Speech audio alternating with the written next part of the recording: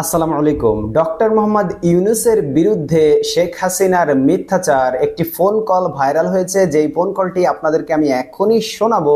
আপনারা ধৈর্য ধরে ভিডিওটি দেখতে থাকুন। ওই ফোন কলটি ছিল সাবেক স্বাস্থ্যমন্ত্রী জাহিদ মালেকের সাথে। তো চলুন শোনা যাক কি বলছিল শেখ হাসিনা ডক্টর ইউনূসের বিরুদ্ধে। আবল তাবল কথাবার্তা বলতে থাকে।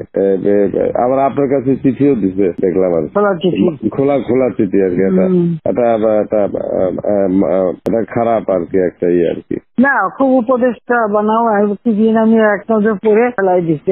আমার উপদেশটা লাগবে না। এই দেশটা আমার বাপের, আমার বাপ স্বাধীন করে দিয়ে গেছে। আমি জানি এই দেশ আমি চিনি। এখানে আমি বাংলাদেশের বসে বসে কথা বলার শুট করে আবার আমার উপদেশটা বানাতে গেছে। ওর একটা বলছে গ্রামীণ ফোনে সব ইনকাম গ্রামীণ ব্যাংকে যাবে, যে টাকা গ্রামীণ ব্যাংক গরিব মানুষের সাহায্য করবে। আর এই কথা করে আমার কাছে ওই গ্রামীণ ফোনের ব্যবসা দিয়ে ইউজ একটা টাকা পর্যন্ত গ্রামীণ ব্যাংকে দেয় নাই। আমি 400 কোটি টাকা গ্রামীণ ব্যাংকে দিচ্ছি, 400 কোটি টাকা। ওটা তার অন্যান্য প্রতিষ্ঠানে লাগাচ্ছি আর কি। না, তখন গ্রামীণ ব্যাংক ফাইলে বক্সে ঢুকাই দিই। গ্রামীণ ব্যাংক তখন ওই শেষ হয়ে চলে যাচ্ছিল। ওর বদলতে গ্রামীণ ব্যাংক মাঠে বসে গেছিল। ও তো সব ব্যাংকের সব টাকা তো লুচি খেয়ে গেছে। তখন আমি প্রথমে 100 কোটি, তারপর 200 কোটি, তারপর আবার 100 কোটি, এটা 98 সালে দিচ্ছি, চালু রাখছি। তখন এই গ্রামীণ ফোনের ব্যবসা ছিল। এই ব্যবসাটার থেকে যে লাভটা হবে সেই টাকাটা চলে যাবে গ্রামীণ ব্যাংকে, রেগুলার গ্রামীণ ব্যাংকে একটা সোশ্যাল ইনকাম থাকবে। এই বলে ব্যবসা নিয়ে তখন যখন ব্যবসা নেই, তোমার বলে রাখি, যদি কোনদিন প্রশ্ন ওঠে বলতে পারবা, 51% মালিক হলো বাংলাদেশ আর 49% হলো নরওয়ে কোম্পানি। আর এখন যে দেখো সব সে ব্যবসা নরওয়ে কোম্পানির কাছে, তার নিজের কাছে বোধহয় 10 ভাগ বা 15% মতন হয়তো থাকতে পারে।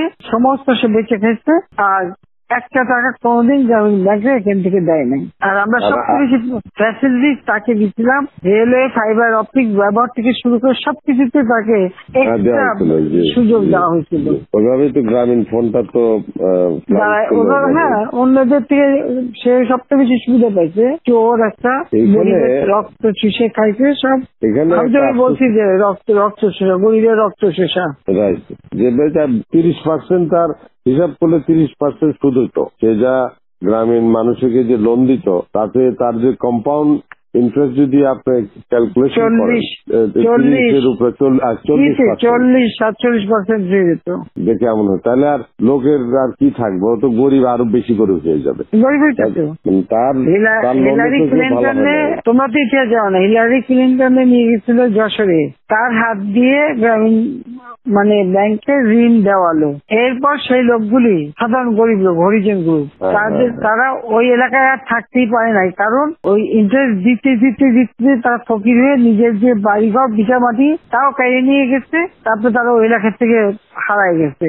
দেন আমি খুঁজছি একজনের পাশে খাগড়াছড়ি, সেখানে যে এসে কাজ করে খায়, আর একজন বোধহয় নীলফামারী নদী আসবে কোথায়, যে এরা ওই পরিবার সদস্য ওই এলাকা থেকেই হারাই গেছে। তো বন্ধুরা, কথোপকথনটি ছিল ঠিক এরকম যেমনটি আপনারা শুনলেন, যে ডক্টর ইউনূসের বিরুদ্ধে অনেকগুলো অভিযোগ তিনি এনেছিলেন, এবং এই ব্যক্তিটা ছিলেন সাবেক স্বাস্থ্যমন্ত্রী জাহিদ মালেক। পিপিপি যে কথাটি আপনাদের মনে থাকার কথা, যেমন করোনার সময় তিনি পিপিপি নিয়ে কথা বলেছিলেন। তো এরকম অনেক রেকর্ড হয়তোবা এখন পাওয়া যাবে, যেগুলো আপনাদেরকে শোনানোর চেষ্টা করব ধারাবাহিকভাবে।